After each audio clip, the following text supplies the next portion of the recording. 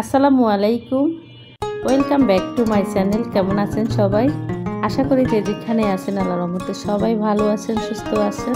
আমিও আমার পরিবারের সবাইকে নিয়ে আলহামদুলিল্লাহ ভালো আছি।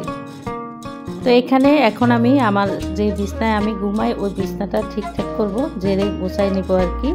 গোছানোই থাকে, একবার একটু যদি গোছাই নেই সুন্দর করে তাহলে সারাদিনই গোছানো থাকে। যেহেতু আমার বাসায় কোনো ছোট বাচ্চা বাবু টাবু নাই, সেজন্য সব কিছু যেরকমভাবে রাখি ওরকমই থাকে। তো আমরা বেড়াইতে গিয়েছিলাম, বেড়াইতে কোথাও যাওয়ার আগে কিন্তু একটু সময় থাকে, রান্নাবান্না থাকে না, ওই সময়টা কিন্তু ঘরটা সুন্দরভাবে গোছানো যায়, সময় পাওয়া যায়। তো আমি সবসময় এরকমই করি। তো সব কিছু আমি আর ভিডিও করতে পারলাম না, আমার খুবই সময় হাতে কম থাকে, কাজকর্মে ব্যস্ত থাকলে আমি ভিডিও করতে পারি না। তো একটু বিছানাটা ঠিকঠাক করতেছি, তাই ভাবলাম একটু ভিডিও করে রাখি। তখন আর কি সময় পাই, মনে থাকে। আসলে অনেক সময় আমার কাজের চাপে মনেও থাকে না, সংসারের সব টুকিটাকি কাজে আমার একা হাতে করতে হয়। আর আমার যেহেতু ছোটা বুয়া কাজ করে, তো ওনার মাপ মতো মাপের কাজ ছাড়া উনি ডাইনে বাই একটু তাকান না, যেটুকু মাপের কাজ সেটুকুই করে যান। এই তো বিছনাটা গুছিয়ে নিয়েছি। তো বলেছিলাম যে বেড়াইতে আসব আমার বড় বোনের বড় মেয়ের বাসায় আর কি, বোনের মেয়ের বাসায় বেড়াইতে চলে আসলাম। ও দাওয়াত করছে আমাদেরকে, আমাদের নতুন বউকে সহ।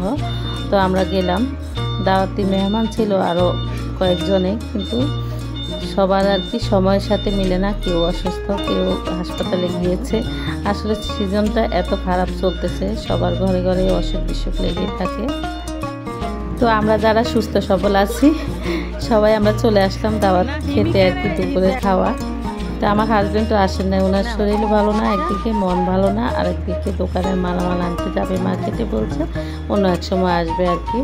তো আমরা যারা আছি এখানে, কেউ আগে বসছে খেতে, আমরা আগে খেয়ে নিয়েছি। তারপর আমার ছোট ছেলে মেয়ে আর আমার বোনের মেয়ে সহ ওরা একসাথে খেতে বসলো। তো ওরা খায় আর কি, আমি ওদের সাথে বসে বসে আড্ডা দিলাম। তারপর বিকেলে আসর নামাজের শেষে চা একটু খেলাম। আসলে একখানে বেড়াতে গেলে একটু পর পরে খাওয়া খেতে হয়, হজমেরও একটা সমস্যা হয়। তা আমি একদম বিবেচনা করি খাই। আমার বোনের মেয়ে রান্নার পাশাপাশি আমাদের জন্য আবার পায়েস রান্না করলো। আমরা যা নিয়েছি দই মিষ্টি আর অন্যান্য বিকেলের নাস্তা হিসেবে যা দিয়েছে। আসলে এসি চলে তো, ওই রুমে সবাই বসে খেয়েছে, আমি আর সব কিছু খাই নাই। আমার মতো করে যেটা ভালো লাগছে আমি সেটাই আড়ালে এসে খেলাম। আসলে আমার এখানে গেলে এক জায়গায় বসে থাকতে ভালো লাগে না, একটু হাঁটাহাঁটি না করলে, আরামসে রিল্যাক্সে না থাকলে শরীরে অশান্তি জমে যায়।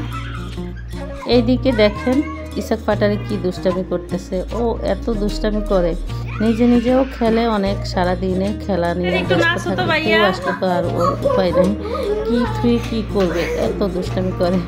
তো ভালোই লাগে, ওর কথাগুলি আবার অনেক মজার, কথা মুখে বাজে, কথা যা বলে তাই আমরা অনেক মজা পাই, অনেক হাসাহাসি করি। দুষ্টামি ছাড়া আর কিছুই নেই, শুধু দুষ্টামি করবে মামা ভাই।